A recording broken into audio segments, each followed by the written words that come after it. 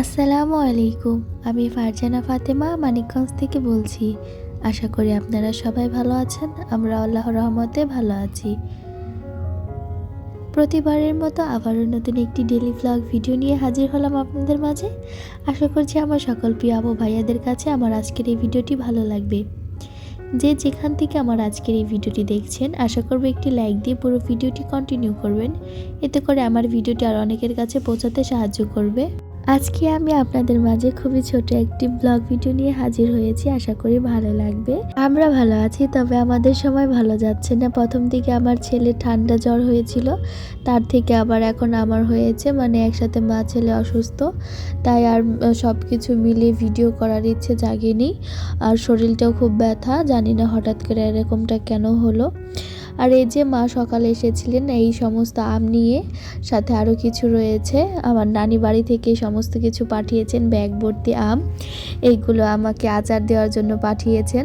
আমাকে গত রাত্রে ফোন দিয়ে বলেছিলেন যে আম পাঠাবো নাকি বা আম লাগবে নাকি আচার দেওয়ার জন্য। তো সকাল সকালে আবার নিয়ে চলে এসেছেন। তো এই যে আম পাড়ার সময় কিছু পরে ফেটে গিয়েছিল, তো সেগুলো এখন আমি আলাদা করে নিয়েছি। এগুলো আগে ভাগেই কিছু করে ফেলবো, না হলে এগুলো আগে নষ্ট হয়ে যাবে। তো এদিকে আমি বেছে নিচ্ছি, আর প্রতিবার আমি যে জিনিসটা আপনাদের কাছে চেয়ে থাকি আজ এখনই চেয়ে নিচ্ছি। যারা আমার ভিডিওটি দেখতে দেখতে এই পর্যন্ত চলে এসেছেন কিন্তু একটি লাইক দিতে ভুলে গিয়েছেন, দয়া করে একটি লাইক দিয়ে দিবেন। আর যারা অলরেডি এই কাজটি করে রেখেছেন তাদের সবাইকে জানাই অসংখ্য ধন্যবাদ। আর যারা আজকে নতুন আমার এই ভিডিওটি দেখছেন তাদেরকে বলবো, আমার ভিডিওর কোনো অংশ যদি আপনাদের কাছে ভালো লেগে থাকে তাহলে চ্যানেলটিকে সাবস্ক্রাইব করে আমার পাশে থেকে যেতে পারেন এবং সুন্দর করে একটি কমেন্ট করে যাবেন, যাতে পরবর্তীতে আমি আপনাদের ভিডিওগুলো দেখে আসতে পারি এবং আপনাদের বন্ধু হতে পারি। কথা বলতে বলতে এইদিকে আমার আমগুলো বেছে নেওয়া হয়ে গিয়েছে। আর বলেছিলাম না, সেই সাথে আর অনেক কিছুই পাঠিয়েছিলেন। এই যে এখানে 3টা বেল পাঠিয়েছিলেন পাকা, আর হচ্ছে এই যে কলা, এটা আমার নানিদের গাছের কলা। তো এটা আমার ছেলের জন্য পাঠিয়েছেন।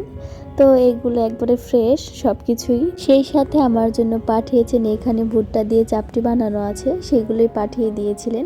তো সকালের দিকেই মা দিয়ে গিয়েছিলেন, কিন্তু আমি আর খুলি নাই, শরীরটা বেশি ভালো লাগছিল না, তো আমার খেয়াল ছিল না। পরে দুপুরের দিকে দেখিয়ে তখনও হালকা হালকা গরম আছে, তো এখন বের করে খেয়ে নিচ্ছি।